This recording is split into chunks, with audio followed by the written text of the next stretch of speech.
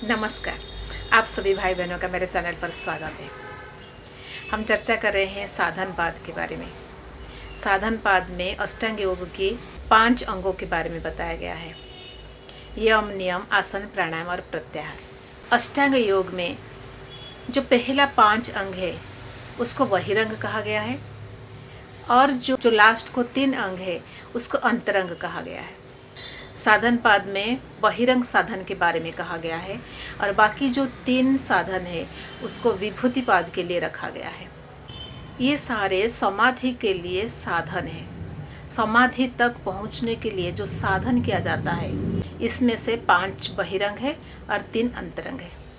और साधन पाद में जैसे आपको पता है यम, नियम, आसन, प्राणायाम, प्रत्याहार के बारे में बताया गया है। पिछले वीडियो में हमने चर्चा किया था प्राणायाम के बारे में। प्राणायाम किससे कहते हैं, प्राणायाम कितने तरह की है और प्राणायाम की फल क्या है। प्राणायाम के फल 2 होते हैं।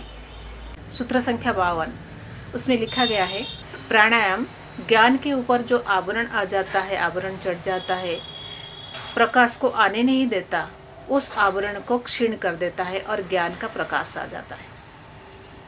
यह है पहला फल प्राणायाम का। द्वितीय फल क्या है? सूत्र संख्या 53 उसमें लिखा गया है, धारणासु योग्यता मनसः। प्राणायाम का फल क्या होता है? धारणा के लिए मन को योग्य बनाना। पहले बता दो धारणा क्या है। ऐसे तो हम विभूति पाद में धारणा के बारे में पढ़ेंगे, लेकिन धारणा क्या है अभी बता देती हूँ थोड़ा सा। किसी भी वस्तु में अपने मन को स्थिर कर देना, यह है धारणा। और ये धारणा के लिए कौन तैयार कर लेता है? प्राणायाम। प्राणायाम का अभ्यास करते करते करते करते मन इतना स्थिर हो जाता है कि धारणा के लिए मन योग्य हो जाता है। मन की योग्यता आ जाती है धारणा करने के लिए। धारणा के बाद फिर ध्यान करते हैं और ध्यान के बाद फिर समाधि। और ये धारणा का जो योग्यता आता है कहाँ से आता है? प्राणायाम से। तो इसीलिए पहले आसन करते हैं, फिर प्राणायाम, फिर धारणा, फिर ध्यान। ये तो हुआ प्राणायाम के फल। अभी जानते हैं प्राणायाम के बाद जो प्रत्याहार आता है, हमारा जो 5वां अंग है अष्टांग योग के, उसके बारे में क्या लिखा गया है।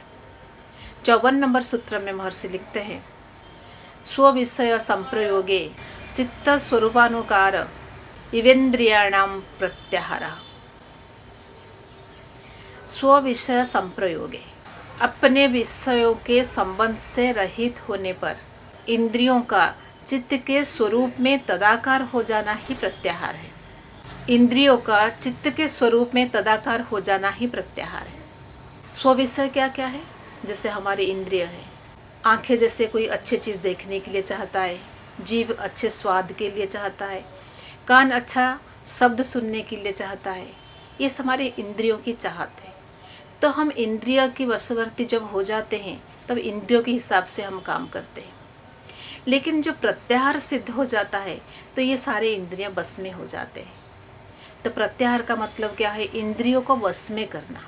इंद्रिय अपने विषय को छोड़कर जब चित्त के स्वरूप में एकाकार हो जाता है, अपने मन में लीन हो जाना, इंद्रिय अपने विषयों को छोड़ के चित्त में लीन हो जाता है, उस अवस्था को प्रत्याहार बोलते हैं। क्योंकि धारणा करने से पहले प्रत्याहार करना बहुत जरूरी है। धारणा की मतलब होता है किसी एक वस्तु में चित्त को स्थिर करना। जब चित्त इंद्रियों में भटकता रहेगा, इंद्रियों के विषय में भटकता रहेगा, तो उसमें धारणा में मन नहीं लगेगा, धारणा हो ही नहीं सकता। आप आंखें मूंद कर बैठ रहे हैं लेकिन आपको किसी की आवाज़ सुनाई दे रही है, आप उसी की बात सुन रहे हो। कोई अच्छी खाने की खुशबू आ रहा है, मन चाह रहा है कि वही चीज़ खाने के लिए। तो ये सब जब होता है तब प्रत्याहार सिद्ध नहीं हो पाता। जब आपका मन बिल्कुल निश्चल हो जाता है, इंद्रिय के विषय के प्रति कोई आकर्षण ही नहीं रहता, मन बिल्कुल स्थिर हो जाता है, इंद्रिय सारे चित्त में ही लीन हो जाते हैं, उस अवस्था को प्रत्याहार अवस्था बोलते हैं। हमारी आँखों पर हमारा कंट्रोल होता है, हमारे कान पर, हमारी जिह्वा पर, चाहे स्वाद की बात हो चाहे वाणी की बात हो। जब हमारा कंट्रोल हो जाता है, इंद्रियों के विषयों का हम त्याग कर देते हैं, उस समय हमारा प्रत्याहार सिद्ध हो जाता है। अब प्रत्याहार का फल क्या होता है? 55 नंबर सूत्र जो कि साधन पद का लास्ट सूत्र है, उसमें महर्षि लिखते हैं ततः परमा वश्यतेन्द्रियाणाम। प्रत्याहार से इंद्रियों की परम वश्यता हो जाता है। इंद्रिय हमारे वशीकार स्वीकार करते हैं, इंद्रिय हमारे चित्त के हिसाब से चलते हैं और चित्त के जैसा ही सोचते हैं, चित्त के साथ तदाकार हो जाते हैं। ऐसा नहीं कि इंद्रिय चित्त को वश करते हैं, चित्त इंद्रियों को वश कर लेता है। इंद्रिय वश में होते हैं तो धारणा करने के लिए, ध्यान लगाने के लिए, समाधि के लिए रास्ता सुगम हो जाता है।